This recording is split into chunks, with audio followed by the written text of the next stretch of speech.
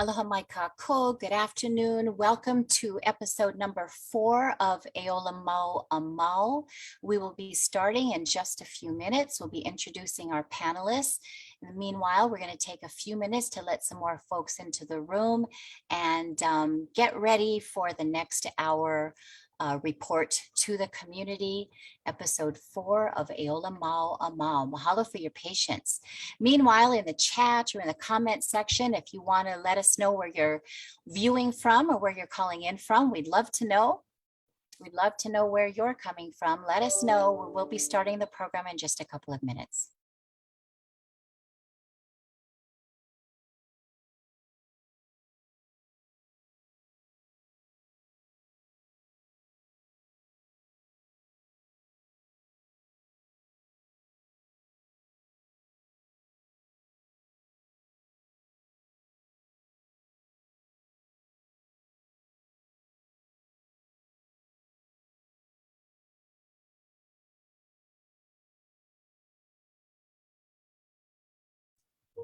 Aloha, Catherine. Thanks for joining us. Glad to see you with the Department of Health, and I'm pretty sure you're on Oahu.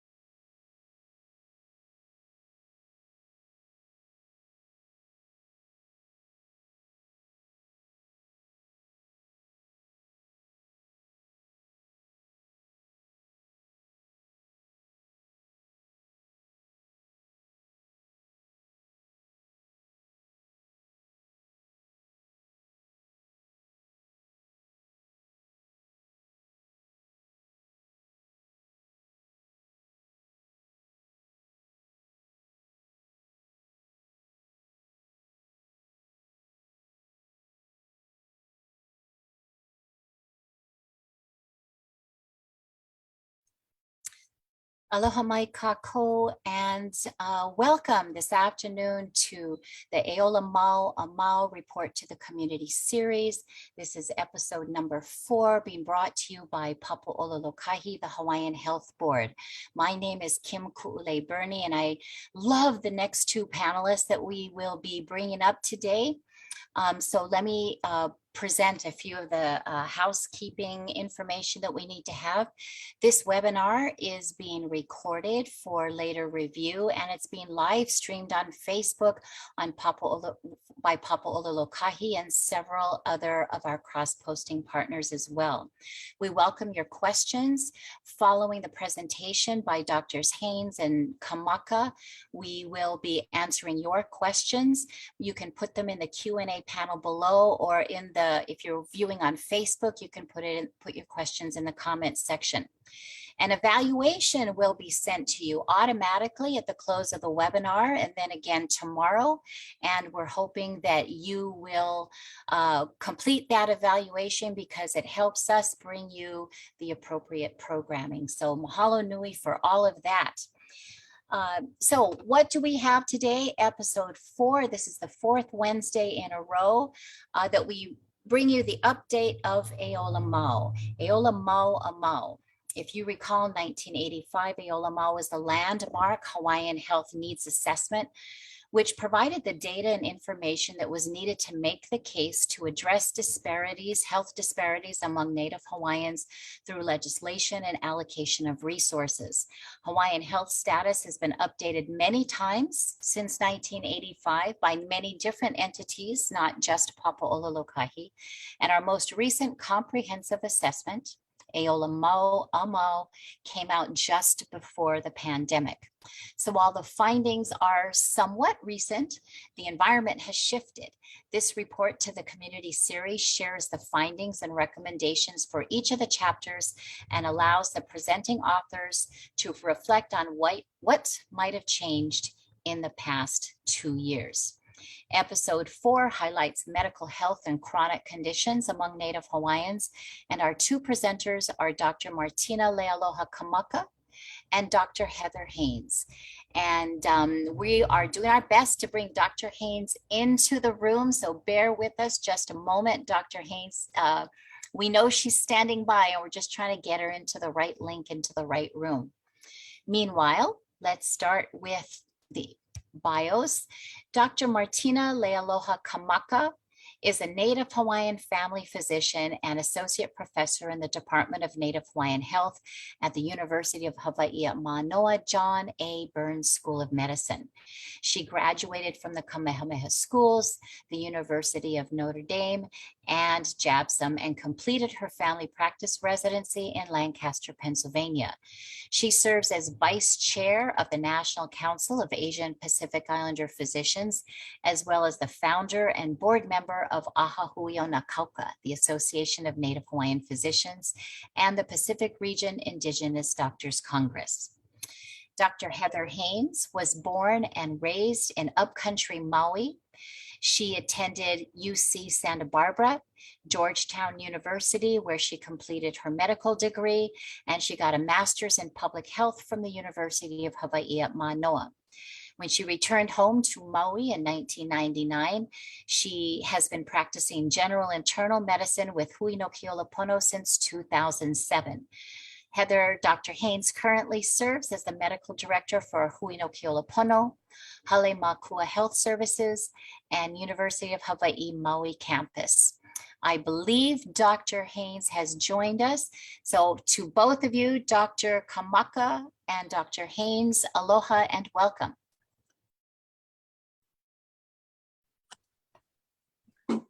Hi, sorry for the technological difficulties, but I think I'm here.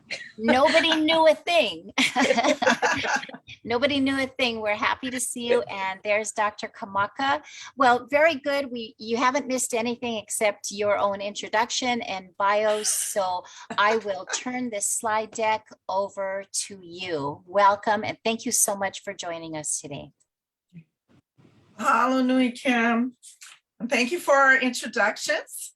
I just want to start off by saying that we're really pleased to be able to share the medical report with you all, but it really was a collaborative effort of many, many, many people. So if you ever see the report itself, you'll see there are many authors. And so it was many hands helped to make the work happen. So mahalo nui to all our co-authors. We wanted to start our presentation by sharing this quote from Dr. Emmett Aludi, because it really kind of set the stage for sort of our approach to how we wanted to look at the new E Ola Mau, or what we call the E Ola Mau Report. So the quote is, "The activism continued in health research and community-based participatory research. We really need to pay attention to Native Hawaiian health connected to the land. The land is religion. You take care of the land and the land will take care of you." We really felt this reflected sort of that holistic approach that we think we need to make, especially when looking medically at the health of our people. So I'm going to turn over the next slides to Dr. Haynes. Hi, yeah, thank you for having us. This was an exciting opportunity. So we broke down the chapter into 4 sections. And the first section really is about understanding, increased understanding since the original 1985 E Ola Mau. And so I'm just going to kind of briefly highlight what's on the slide and maybe talk a little bit about some of these. So one of the things, the first thing we did was we acknowledged and understood that there's still a really high prevalence of chronic diseases in the Native Hawaiian population compared to the statewide population. And this was consistent with what was found in 1985 and specifically addressed things like diabetes, cardiovascular disease, obesity and overweight, cancer and asthma were all significantly higher in the Native Hawaiian population. We also looked at the mortality rates of Native Hawaiian babies, which was about twice as high as Caucasian babies. Again, that was similar to what was in 1985. there was some new evidence that increasing prevention efforts, really about intense lifestyle, can reduce the risk of developing disease and then the subsequent health complications from diabetes and other diseases. And then one of the new things that, at least to me, that was new compared to the 1985 report, was really understanding how social determinants of health play into health outcomes. And that there's some really good research right now that is showing definitively that the impact of different social determinants of health, such as economic and cultural stresses, have really affected health outcomes. And so with that said, that really to achieve true well-being and true health, we have to address some of these social determinants of health. Another new area that we really focused on was the epigenetics and how that can play into the intergenerational transmission of health.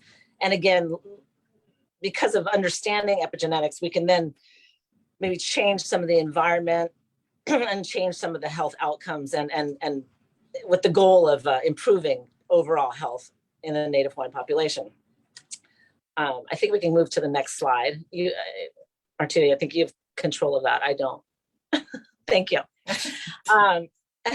So and then these are sort of the newer things that we really just focus on and acknowledge that they play into the health outcomes. And again, climate change and the increased elderly population present some new challenges for the healthcare systems, and that need to be addressed. And the importance of looking at cultural competency in practicing, as well as in the training of healthcare providers, to really provide a holistic approach to Native Hawaiian health.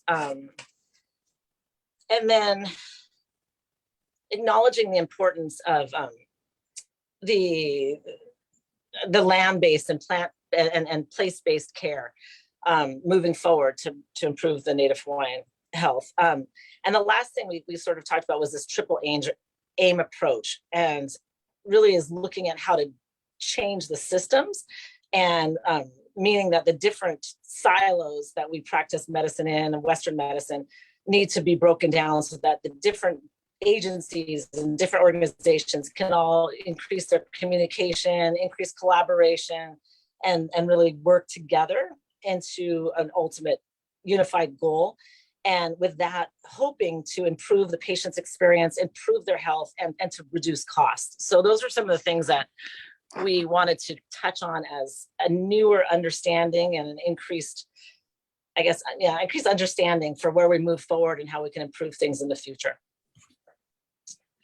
So we also— On to you, Martina. Yeah, thanks. So as part of that increased understanding, we wanted to look around and see what was happening within our community that might provide some effective, not just our community, nationally, as well as what might constitute effective and promising approaches as we look sort of forward. One of the big things was there was really quite a lot of work with community-based participatory research, which showed the evidence, which had evidence for effectiveness of some of our culturally adapted interventions. Just want to highlight, for example, out of the Department of Native Hawaiian Health, there was the Pili Ohana project. So the Pili Ohana project looked at data that showed that lifestyle intervention really could make a difference in postponing or preventing type 2 diabetes. And so what they did was they adapted some of that into more of a Native Hawaiian context. And they did find that they could decrease weight, decrease blood pressure, improve diet, improve physical functioning by adapting some of these national things to make it more relevant, more attractive to Native Hawaiians and Native Hawaiian families. And the other thing I think that is really, really interesting is the Kaholo related project, which looked at hula, and it looked at whether hula could impact cardiovascular health. It's the first time that anybody looked at cultural dance. And so what we were looking for was what culturally could attract our population to get more active physically. Of course, hula is so integral to us as Native Hawaiians, and sure enough, they proved that doing hula in and we looked at they looked at patients that were older, that had heart disease, that they could lower blood pressure and increase functioning. So this was like, wow, this is really exciting stuff. We also know that some of our Native Hawaiian healthcare systems were looking at models of service delivery that not only did quite a bit with community outreach, but also integrating traditional healing practices. And we really feel like that is something that is very attractive. Many of our community use traditional healing practices, maybe even prefer traditional healing practices. So it's really using the best of both worlds to increase health. And then we looked at patient-centered medical home models that were, a lot of research has been done on the continent. And what did that maybe look like in a Hawaiian context? Especially as it could address some of these social determinants of health that Dr. Haynes talked about earlier. Next slide, please. Oh, that one, yeah. So we looked at place-based and culturally adapted health promotion and disease management interventions. And just want to talk real quickly, school-based interventions. We have Hawaii Keiki, we have school-based programs in ʻāina, in Kahuku. And what these programs are showing that you can actually improve care by placing things in the home and in the community, less ER visits, improved, for example, asthma management with working with community health workers that are doing in-home education, doing dental care and physical exams in school. So the kid doesn't have to miss much school. The parent doesn't have to miss work to take the kid to the doctor. So all these kind of things, there's quite a bit happening, which is really promising. And then also telehealth was something that was starting to make some inroads in our community. And there was a lot of conversation about what is the role of telehealth for the future of healthcare for our people. So next slide, please.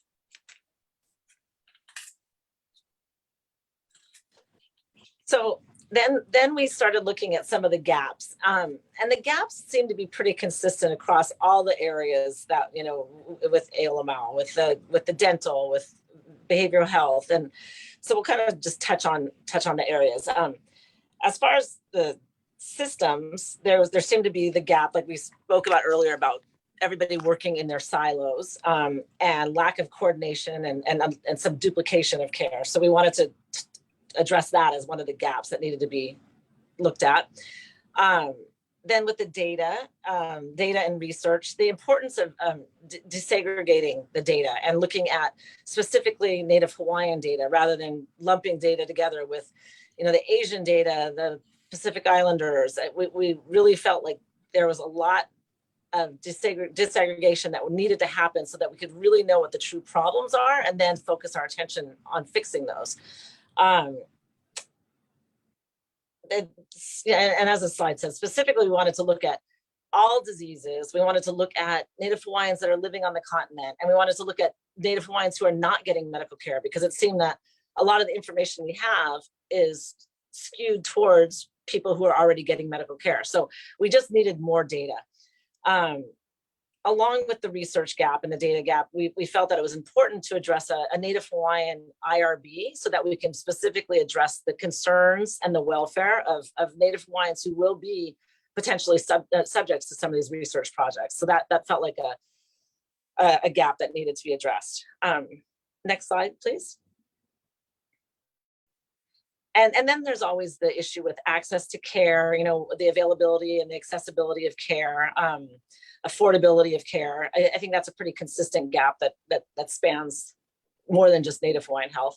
And then the access to technology. And we'll talk a little bit more about telehealth, when it comes up. But that seemed to be something that we really needed to address, is the technology gaps that are out there.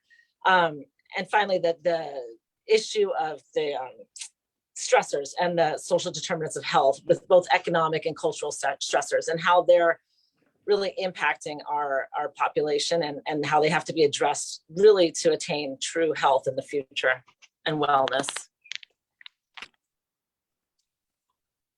Next slide.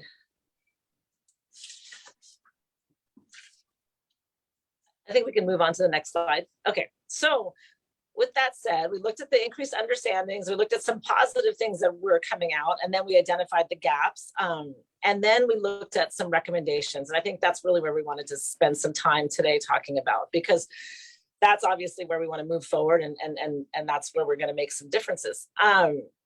So we broke it down into a couple different groups with the recommendations. And the first is recommendations for systems.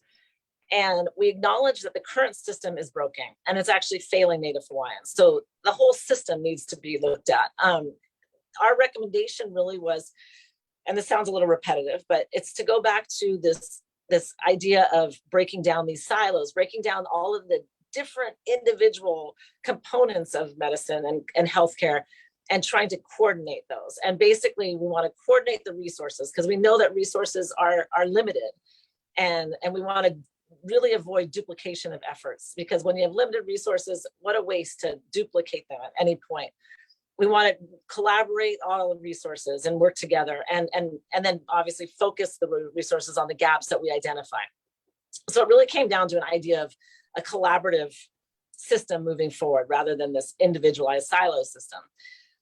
With that, we did acknowledge that it would make sense to have a lead organization. And in this case, we use the example of Papa Ola Lōkahi.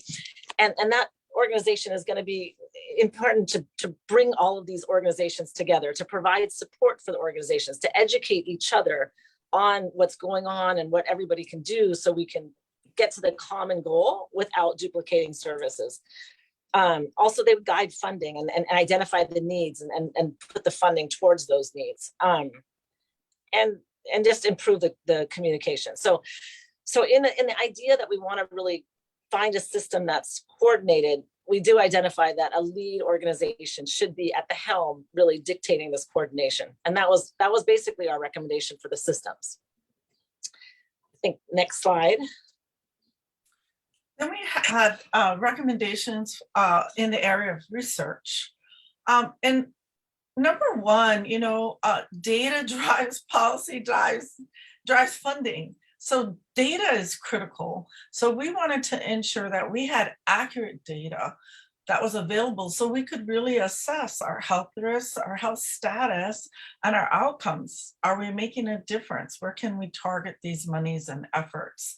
And as was talked about earlier, the importance of disaggregating the data, because sometimes our communities are small and we get hidden when we get aggregated in larger numbers. So we wanted to really expand the availability of disaggregated data. And this actually can go all the way up to the federal level, because a lot of times we look at federal data and setting our policies, and the feds tend to use larger aggregated groups. For example, they put NHPI together. If it is even reported that way, sometimes they still lump us with Asians, even though they're not supposed to. But as you know, when you lump us with a very large Asian group, we get hidden. Our situation gets hidden. And we also thought it was important to support data sharing agreements among agencies and programs. There's data out there, but not everybody is sharing it or is aware of it. And so, we all have the same goal. So is there a way that we can make this system work for all of us? And also, we needed some longitudinal data collection on some of the social determinants of health, like education and employment, which isn't necessarily available right now. And you need to put funding, and you need to put people in positions to look at this data, so that this could, if we really want to address the social determinants of health and how they're affecting our people, we need that data, and somebody has to find it, and it's there, but it needs to be, it needs to be put into a form that we can use. And then we also felt like this whole area of genetics and epigenetics really needed additional attention and funding, especially with some of the studies right now that are showing, for example, that diet can, for example, if you're pregnant, the diet that you eat affects the health of your child when they're an adult. So, that is powerful data that could make a difference in our community. Next slide, please. as Dr. Haynes mentioned earlier, we felt telehealth and innovative technologies could really benefit our communities, especially since so many of our communities are distant, we have access issues. We look at the neighbor islands and access, for example, to specialists. So we thought that we really needed to look at developing that further.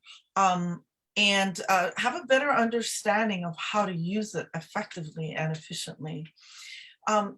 As we talked about earlier, we really believe traditional Hawaiian, Native Hawaiian traditional practices had an important role to play in Native Hawaiian health and wellness.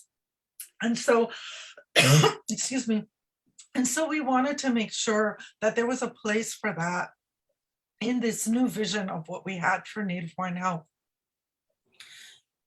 Next slide, please.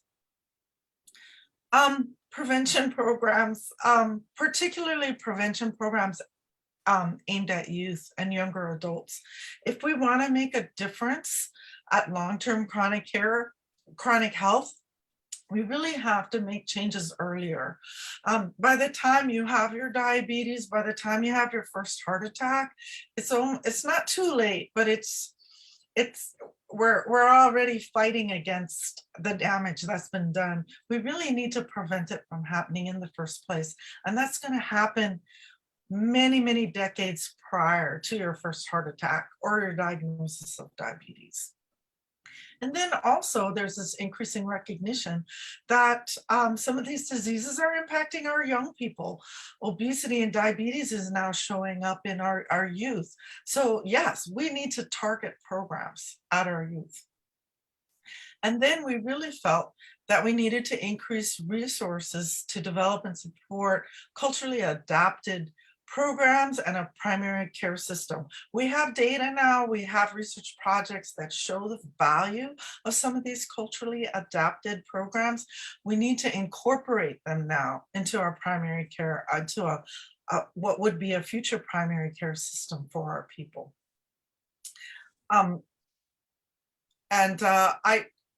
There was a special attention paid to community health workers and patient navigators. And I think that this is sometimes the value of them is not always obvious to everybody, but community health workers, especially in our communities where access maybe to primary care is a little more limited, this is critically important to help with education, outreach, patient navigators. How do you navigate our incredibly complicated medical system, particularly if you live on a neighbor island and now you have to go to Oahu for specialty care, and all the tests and all the other things that might entail. So this component really needs to be resourced and highlighted in what might be a future health system for us. So then we looked at some recommendations for policy and for change through policy changes, and really acknowledging that moving forward, a successful Native Hawaiian health system or healthcare system should be integrative and holistic and really include Native Hawaiian values and cultures and communities. And that's going to include things like cultural competency and just being a collaborative system. And one of the specific examples we looked at was the patient-centered medical home, and looking at that as including things with traditional Hawaiian healing practices and the community healthcare workers like Dr. Kamaka was talking about. The other one was policies related to increasing the community-based healthcare teams and the technology, and looking again at the need for technology. And we're going to come back to this and talk about that related to changes that have happened through the pandemic. And then policies that really look at and support place-based care. Again, going into the schools and going into where people are and providing care there in the communities and the environments where they live. So those were our recommendations for policy changes. really love all of those recommendations. In fact, thank you both. Thank you, Dr. Haynes. Thank you, Dr. Kamaka, for this presentation. And in particular, you know, for the gaps, it's really easy to identify what the problems are. I mean, we can all do that without looking at slides or anything, but I appreciate the thoughtful recommendations. And, you know, you've looked at research, you've looked at allocation of resources, you've prioritized prevention, culture, and then taking a look at policy. And that is the multi-pronged strategies we need to take to improve our overall health and well-being. But you kind of touched on it a little bit already. You know, this report was ready to roll in 2019, early 2020, and then COVID hit and the pandemic. And what would be the findings now? You know, what are some of the findings that have changed over the last 2 years? And most importantly, I wonder if you could go over the recommendations and maybe identify some of the things that would be updated as a result, or impacted as a result of the last 2 years.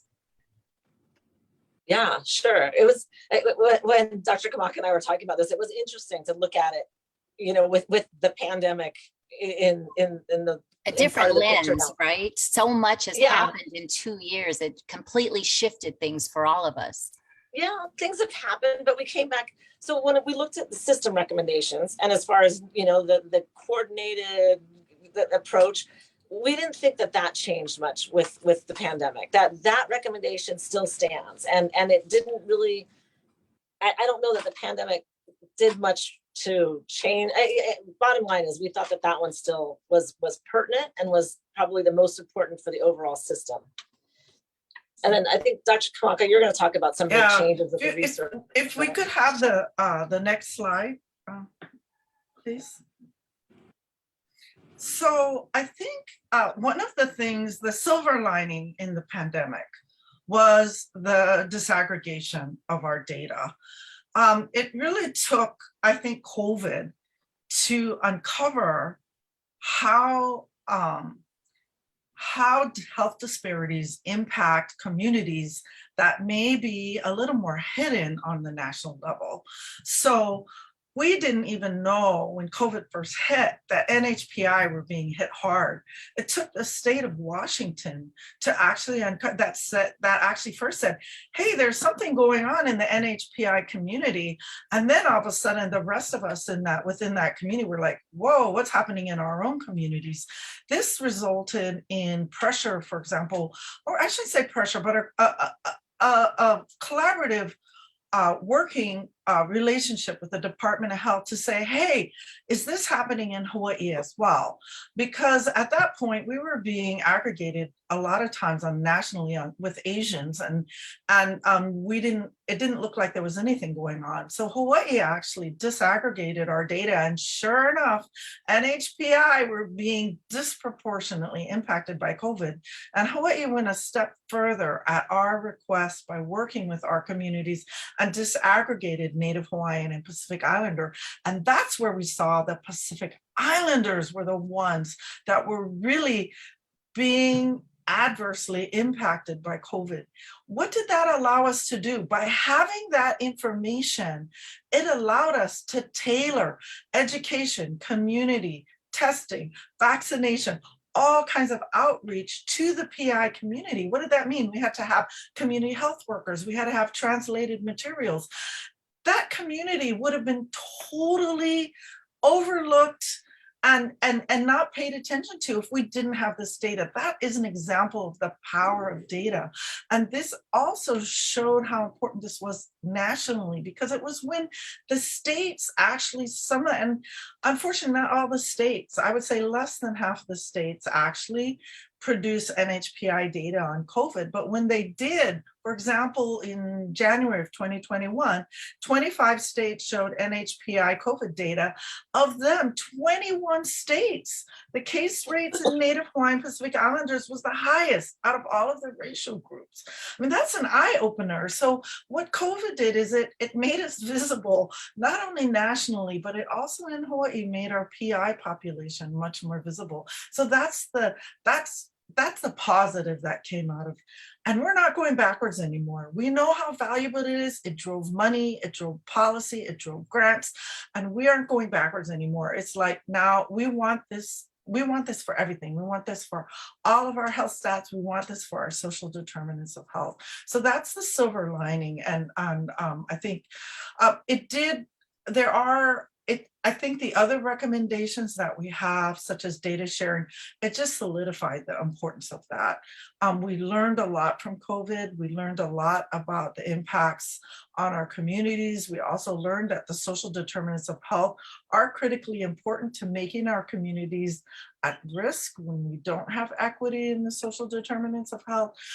So yes, our recommendations still stand, and the value of our recommendations has been validated. Next slide, please.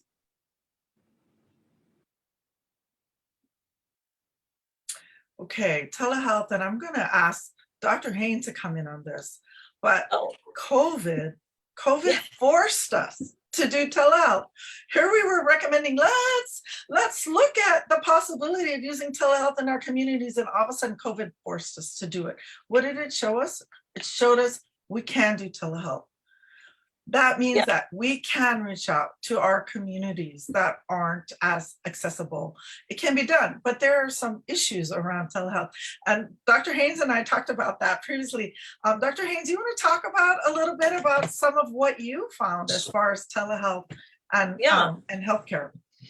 So I was thinking back, and I remember meeting, and I think it was around 2018 when we were having one of our meetings, and we were talking about telehealth. And we actually were bringing in and doing some research and looking at how the Native Alaskan population, they were so successful at telehealth, and thinking of like, wow, that's a goal we can, shoot for, but how in the world is that going to happen? And then it was forced upon us, like you said. And so I think that it is a little bit of another silver lining of COVID, is that we're no longer as scared of telehealth as a practitioner as we were before. We've accepted it.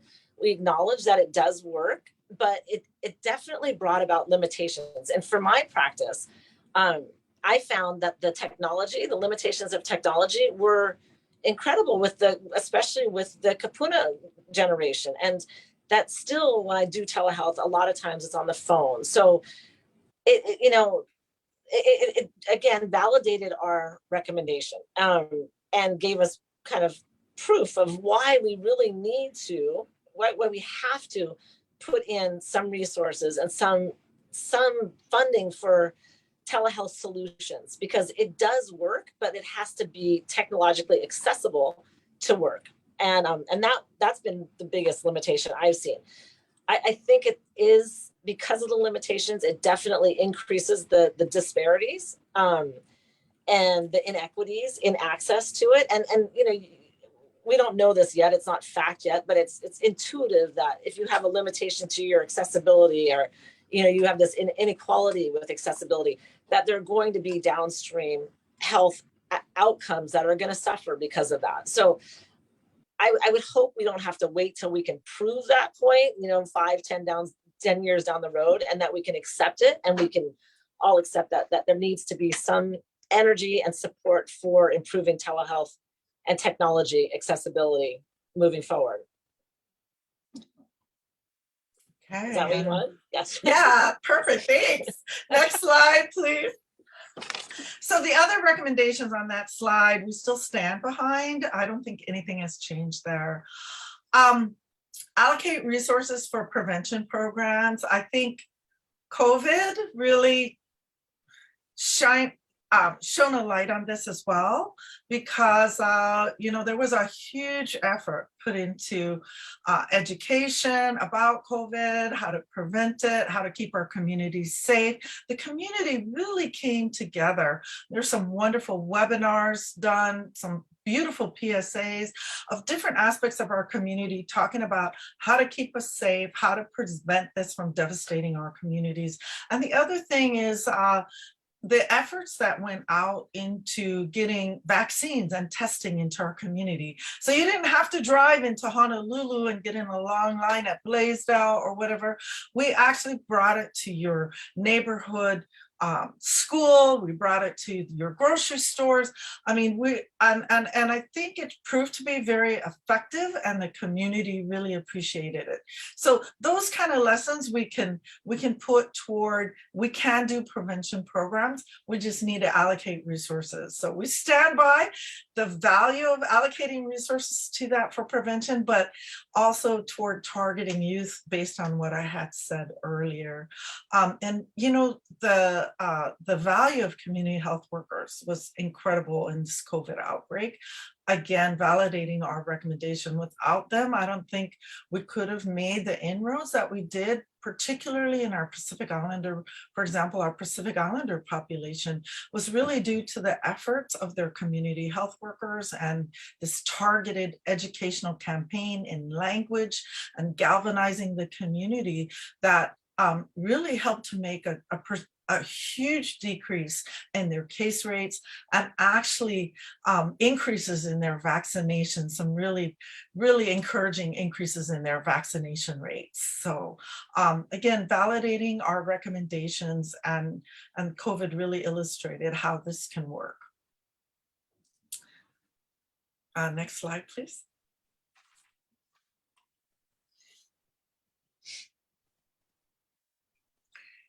So as far as our policy recommendations, we still, this cultural competency, I know people don't like that term, cultural humility training for healthcare workers, whatever term you want to use, it's the idea that we need to be aware of the impact of culture on health when we deal with patients.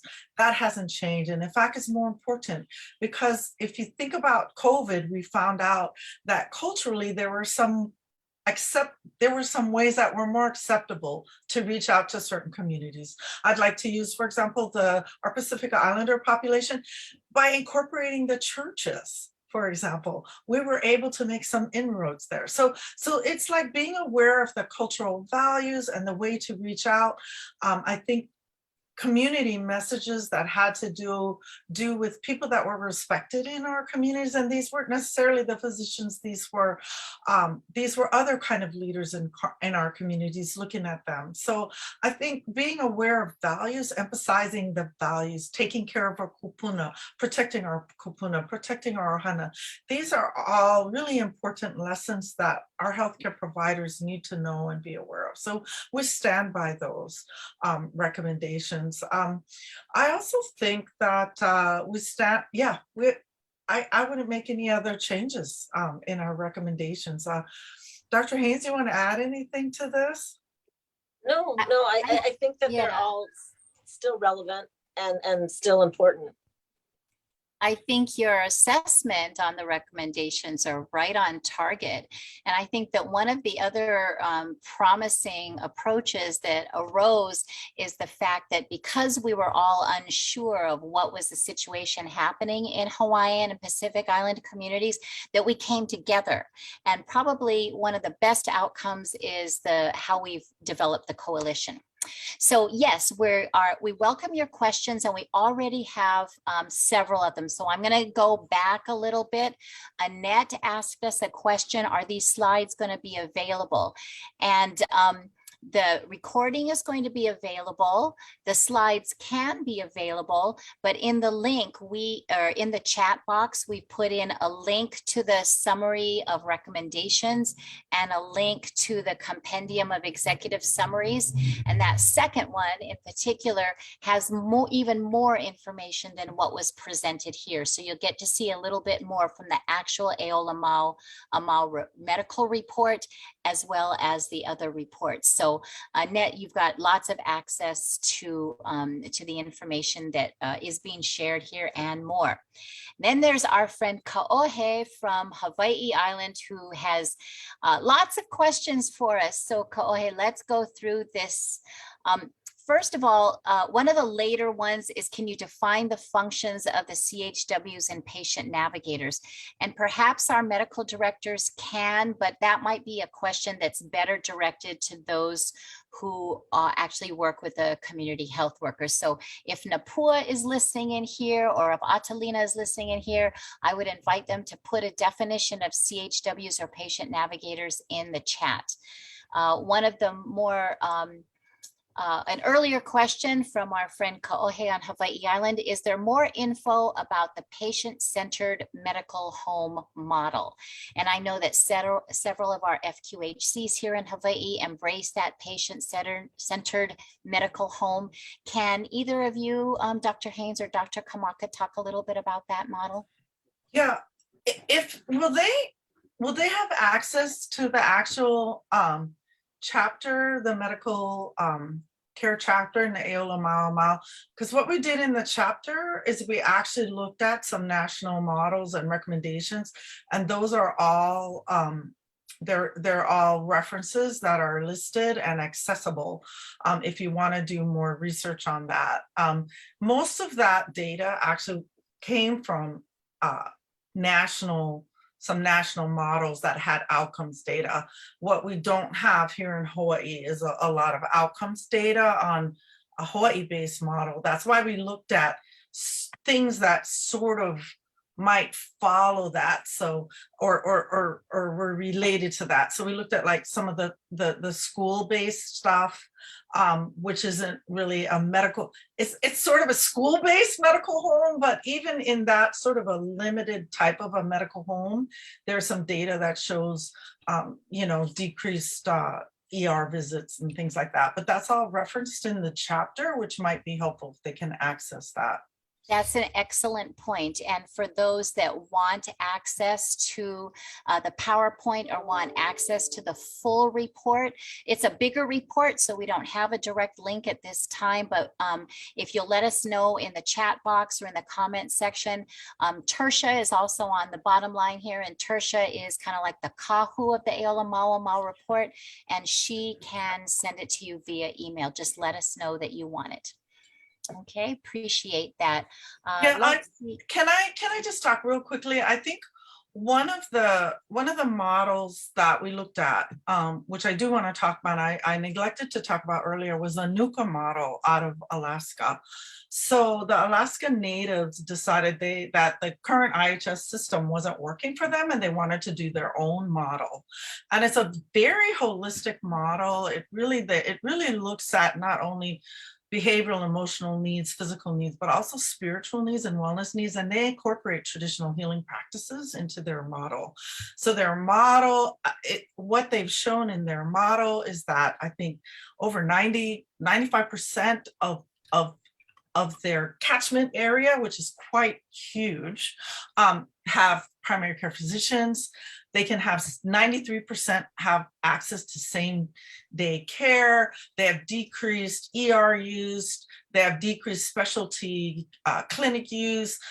They have decreased hospitalizations. So they have 95% patient satisfaction. I think something really, really high patient satisfaction with their system when they ask their patients or clients, how is the system working for you?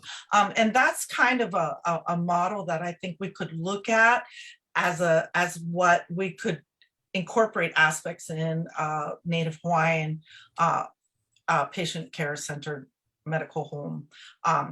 So the NUCA references are also, you can Google that, but it's also in our chapter as well. Excellent, thank you. Amber's letting us know that Waimanalo Health Center is a patient-centered medical care home. And again, I know that there are several other of the FQHCs, the community health centers, that are as well. Mahalo to Auntie Kathy and to Kamahana Hokulani for putting links into the chat section here. Auntie Kathy, what is a community health worker? A frontline public health worker who's a trusted member of and or has an unusually close understanding of the community being served. Sometimes they're called community health representatives, patient navigators, promotoras, health advocates, health connectors, parent liaisons, and so forth. They're the frontline folks here. So thank you for that extended definition there, Auntie Kathy, that's awesome. Okay, Tertia points out that NUCA is from South Central Foundation in Anchorage, Alaska. So we need to have Great. So we've got about 5 more minutes that we can spend if you have questions. I invite you to put them in the Q&A section of if you're watching via Zoom. If you're watching on Facebook, it'd be really great to put it in the comments section. And then as you can tell with our friend Kaohe, those questions are being moved over here, and we make sure that our panelists will get those questions. So to both of you docs, what was from a provider standpoint, what was maybe the top one or top couple of concerns among your patients during your Hawaiian patients, I should say, during the last couple of years during the pandemic? For me, it goes back to being able to connect with the patients, while we were shut down and we weren't seeing patients in the office, and providing services with the technological barriers. I mean, it really was a problem. I mean, for the people that we could get on and they could make it work, it was beautiful. I mean, it really did work, and I think we continue to provide care. But there were a lot of people that couldn't, and we could do it over the phone. That was always our plan B. But there's something to be said about being able to look at somebody and really be able to assess, how sick they are, or even be able to see parts of their body with just plain telehealth. And not being able to do that, I found was a huge limitation to providing care.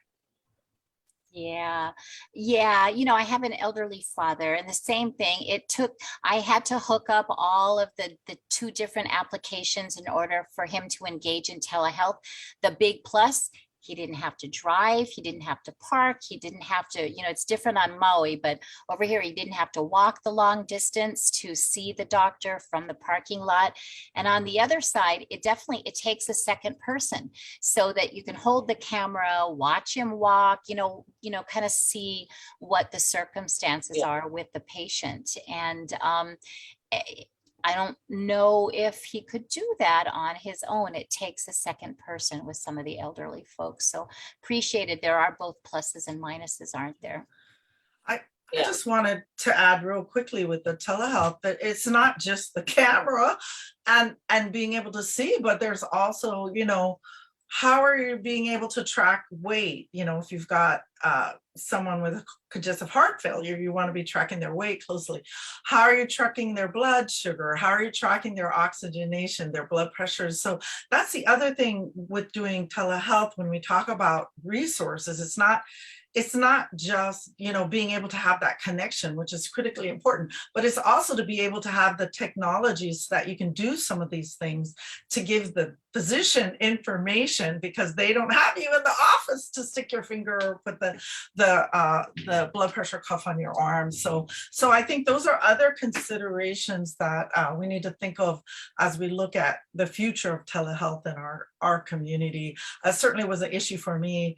Same like with you, Kim, having an older father during COVID, having to do, and he couldn't do it without me sitting there, logging in, answering all the questions online, all the pre-screening questions, and then, making sure that the camera was on him right, and they could hear him and he could hear them. And sometimes he couldn't hear the doctor, so I had to interpret, so it is a little complicated, but it can be done.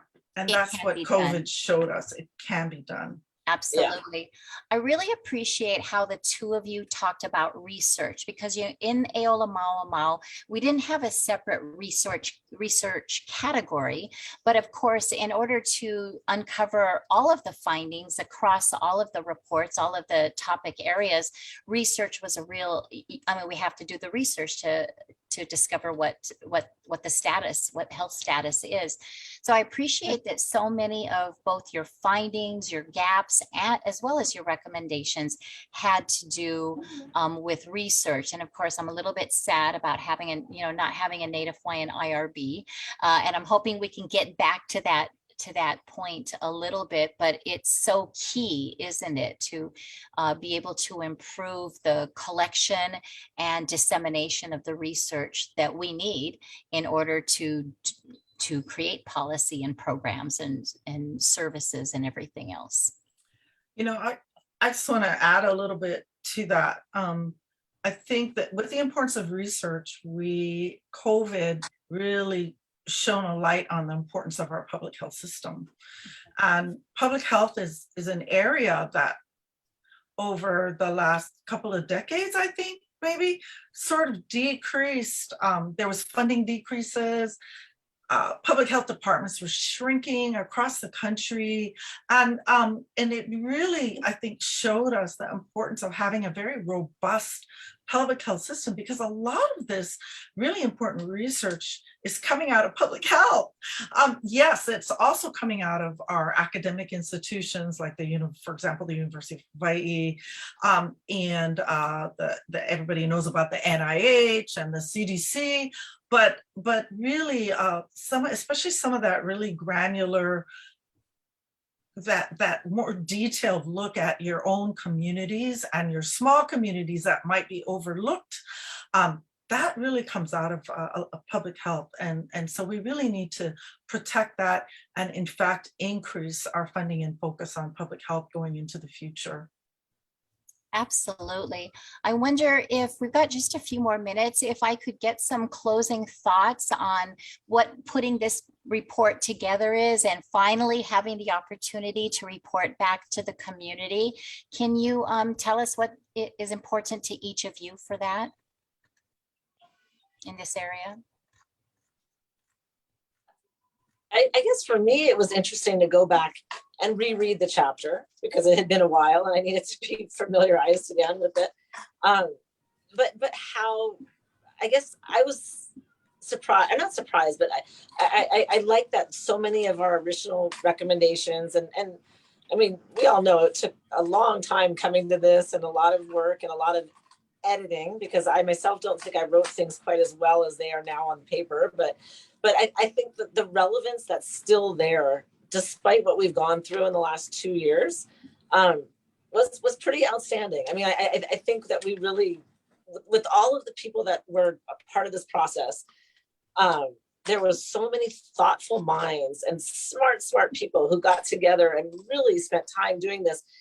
And the relevance that's still there, to me, just reinforces how thoughtful this whole process was, you know, 4, 3, 4, 5 years ago.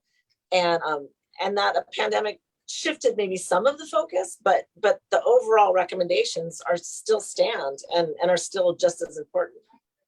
Absolutely. Before we get to you, Martina, I am going to shout out all the authors of this particular chapter. Dr. Martina Kamaka, Dr. Celine Legard, Dr. Heather Haynes, Dr. Kapua Ola Gellert, Laura Arcibal, who's an expert in telehealth, Dr. Donna Marie Palakiko, Dr. Elizabeth Keli'i ʻAina Tam, rest in peace and love, Dr. Alika Mauna Kea, Dr. Andrea Hermosura, Dr. May Okihira, Christina Minami, Ana Elise Colon, Blaine Garcia, and Kamuela Werner were all co-authors of this chapter. So your presentation really represents the mana'o of all of these folks. And then Dr. Earl Hishinuma and Dr. Debbie Gabert helped to edit it and bring it all together. So Martina, yeah, I know I'm going to close in a minute, Tertia, I promise. But Martina, I want to give you a chance for a closing. I'll try to keep it short. The recommendations are there. Let's do it. It's going to require work and funding and resources, but we see the value of it. Let's push our policymakers. Let's push our funders. Let's make this change. Our community needs it. So that's my charge to everyone. Awesome. Mahalo to both of our panelists, Dr. Heather Haynes, Dr. Martina Kamaka. Mahalo to our tech support, the folks with their cameras closed in the back of the house, Momi, Tertia, Keave, Kamuela, Kala'i. Mahalo to all of them for being in the background. Tertia Ku is the kahu of the E Ola Mau Report. So if you have any questions or follow up or seek clarification, please see her. Mahalo to our cross-post partners, the Native Hawaiian Healthcare Systems, the Native Hawaiian Center of Excellence at the Medical School, Ahahui o na Kauka, Next Gen, and a couple more that I'm not thinking of. Take a look at this. Next Wednesday, March 30th, we'll be focusing on nutrition and food systems and also the oral health situation. Those are two different reports in one report back to the community. Two different reports within the E Ola Mau. And the final one, maybe, or maybe there's one more. But on April 6th, we will have two more reports, health workforce, the health workforce and data governance. So mahalo to all of you for tuning in and sticking with us for the entire hour. We'll be back again next Wednesday. Mahalo, Martina and Heather. E Ola Mau. Thank you.